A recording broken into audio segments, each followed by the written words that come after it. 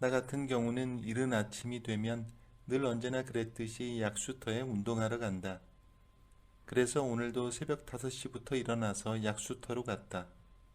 말이 좋아 약수터지 그냥 운동기구 10개 정도가 있는 동네 조그만 산에 있는 야외 체육시설이다. 그곳으로 운동을 하러 오늘도 운동복으로 갈아입고 집을 나섰다. 푸르른 5월이라지만 아침 저녁으로 쌀쌀한 날씨 탓인지 새벽에는 두꺼운 겨울 점퍼를 입어야 할 정도로 추위가 매섭다. 이렇게 어둠 속에서 추위를 뚫으며 난 운동하러 지금 약수터로 가고 있다. 사실 얼마 전까지만 해도 뚱뚱한 나였다. 20년 넘게 비만으로 살아왔던 나였지만 이제 어느덧 70을 바라보는 나이가 되니까 건강이 많이 안 좋아졌다. 그래서 그런가 지방간 때문에 한동안 고생을 했었는데 이제는 살도 빼고 날씬해져서 더욱더 건강해진 느낌이었다. 그 뒤부터 난 줄곧 아침 운동을 거르지 않았고 지금처럼 이렇게 새벽에 일찍 나와 약수터로 운동을 다녔다. 사실 살을 좀 빼고 나니 여기저기서 잘생겼단 소리를 듣는 재미가 쏠쏠하다. 예전 나에게서 찾아볼 수 없을 정도의 뭔지 모를 건강미가 흐른다고 할까? 이 나이에 잘생겼단 소리를 들으니 기분이 나쁘지는 않았다. 아무튼 왠지 모를 외모에 자신감이 붙은 난 그 덕인지 운동하는 게 이제는 더욱더 재밌어졌다. 어느덧 도착한 약수터. 여느 날처럼 이른 새벽이라 그런지 사람들이 거의 없다.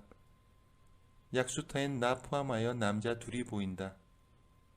그렇게 가벼운 허리 돌리기부터 해서 윗몸 일으키기, 푸시업, 그리고 철봉까지 하고 있는데 철봉 운동을 끝내고 발을 바닥에 딛는 순간 밑에 뭐가 보인다. 보니까 휴대폰이 떨어져 있다. 누군가 운동을 하다 흘린 것 같았다. 난 주인에게 찾아줘야 되나 말아야 되나 고민을 하던 찰나 갑자기 그때 휴대폰이 울리기 시작한다.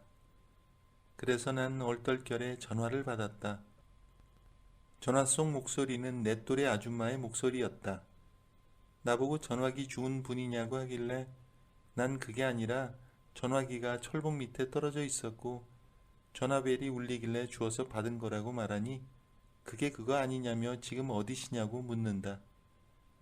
그래서 지금 약수터 운동기구에 있다고 하니까 자기가 오늘 운동 갔다가 깜빡하고 빠뜨렸다면서 지금은 나갈 수 없어서 그러니까 주소를 찍어주면 자기 집으로 갖다 줄 수 있냐고 물어본다. 솔직히 잃어버렸으면 잃어버린 사람이 찾으러 와야 되는 게 일반적인데 이 아줌마는 무슨 낯짝인 건지 나보고 되려 가지고 자기 집으로 오라고 한다. 나는 어이는 없었지만 댁이 어디시냐고 물으니 약수터에서 그리 멀지 않다며 주소를 찍어준다. 그래서 난 알았다고 하며 운동을 끝내고 주운 휴대폰을 들고 그 아줌마네 집으로 갔다. 보니까 내가 약수터 올 때 늘 지나치던 길에 위치한 골목이었고 골목 중간에 위치한 집이었다. 뭐 동네라 그런지 주소를 받고 옆에 옆 건물이라고 말하니 찾기는 어렵지 않았다.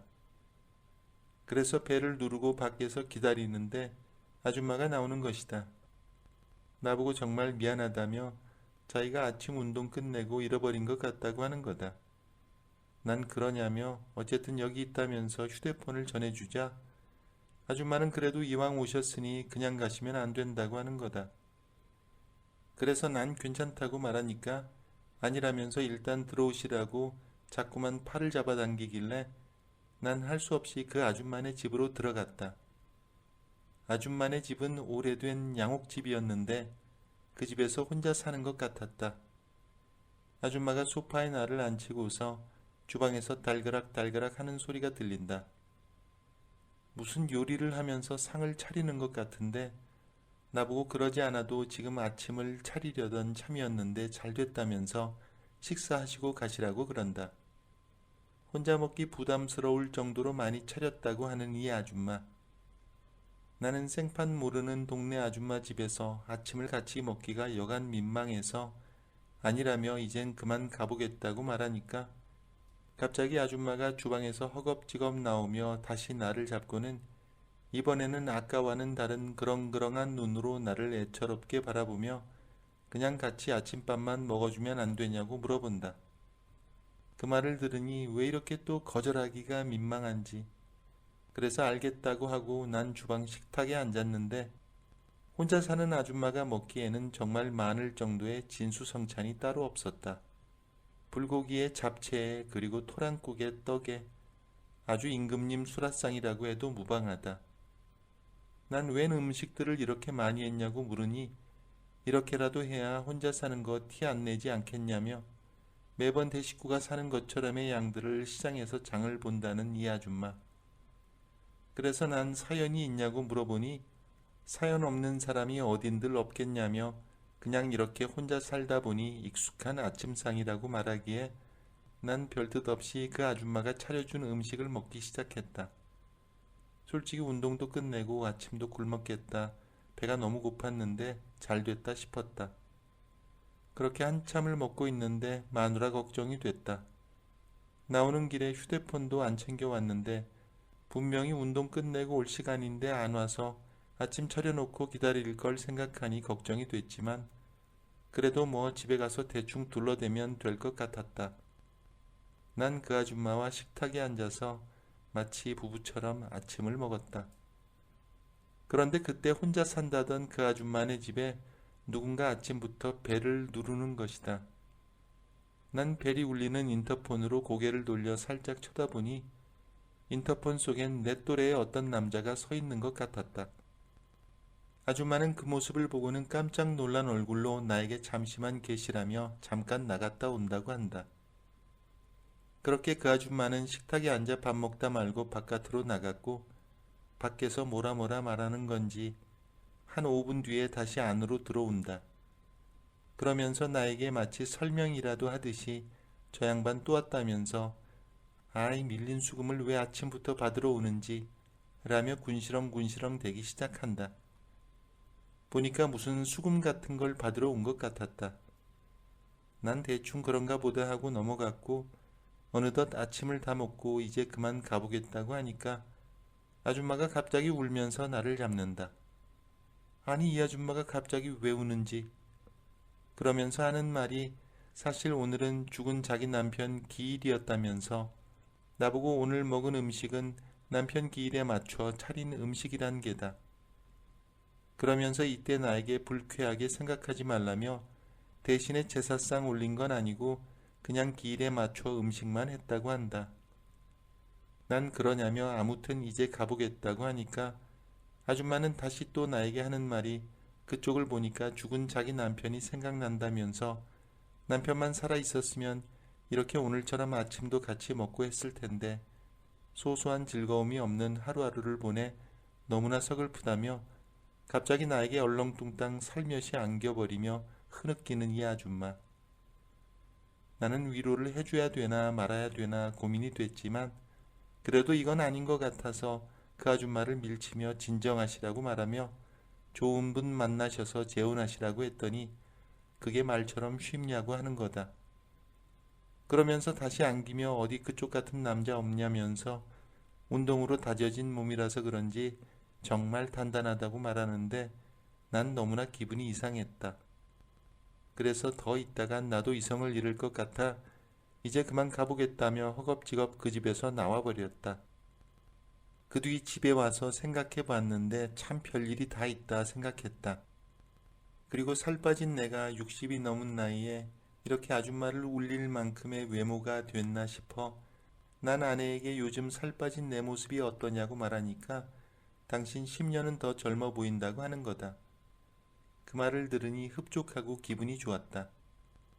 아무튼 동네 과부 아줌마 집에서 휴대폰을 찾아주고 아침을 얻어먹은 그런 일을 겪고 난 뒤 한 보름쯤 지난 어느 날이었다.